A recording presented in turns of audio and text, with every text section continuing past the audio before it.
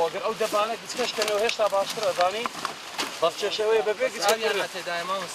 ڕۆژ سەری کول لە ماڵی ئەواتە ڕۆژ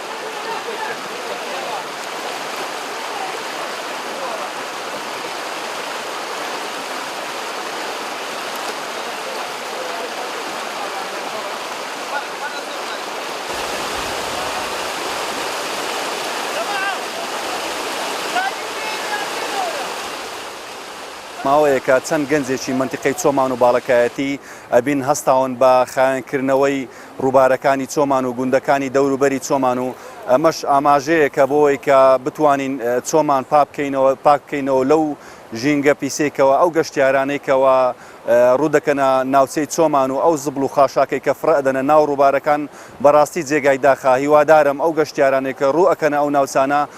ینی بتوانن ئەو پاشەڕۆ ئەوانە فرەبدەنە ناو ئەو شوێنانەی کە تایبەتن بە پاشەڕۆیەکان بۆ ئەوەی بتوانین کوردستانێکی پاک و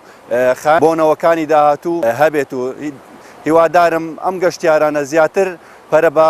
ژینگە و خاوێنی ڕووبارەکان بدەن.